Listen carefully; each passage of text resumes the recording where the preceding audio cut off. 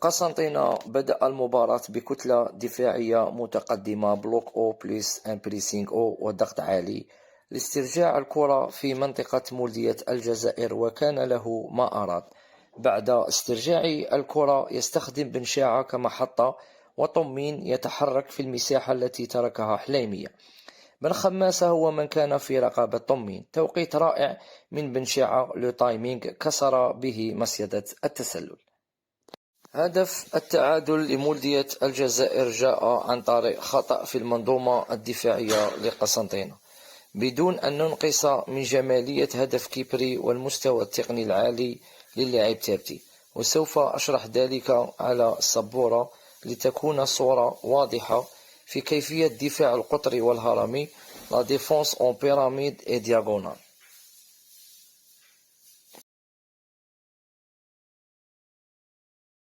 من المفروض أن قسنطينة دافع بالنظام القطري في الجناح والنظام الهرمي في العمق، لي برينسيپ دو ديفونس كيما نقولوا بيراميد اي دياغونال. كرة لما كانت عند مسوسة جا استقبلها كيبري انه لا ديفونس دياغونال تتحول كيما هكا قطري، وهذو اللي غلقوا المساحات.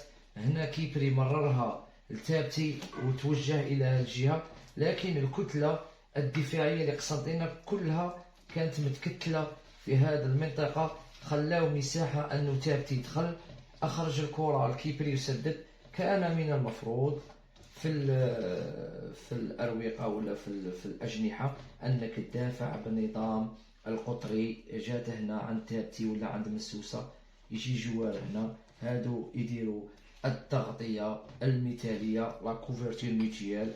الكرة لما تروح للوسط هذا هو الدفاع الهرمي، يشكلوا هرم. لما الكرة تروح للجناح نشكلوا الدفاع القطري، نوجهوا الكرة للخارج، وهذا البلوك يطلع مشي يقعد هنا. وهادو ينخدموا في لي زونترينمون، تبدا تخدم A2 2 ديال 2. كرة لما تجي هنا هذا يخرج، هذا يضغط وهذا يغطي، لا كوفرتير ميتيال. كرة لما تجي هنا من بعد تخدمها بثلاث لاعبين، هنا لا ديفونس القطري دياغونال، ومن بعد هنا دافع بالبيراميد تضيق مساحات، ومن بعد تخدم ان بلوك كومبلي افيك 4 ديفونسور 4 اتاكون. لا بال كي تروح في لال هذا يدير لو بريسينغ، هادو يديروا التغطية ويضيقوا المساحات. كرة لما تكون هنا الدفاع الهرمي بيراميد يخرج، هذا يضغط هذا يضيقوا المساحات.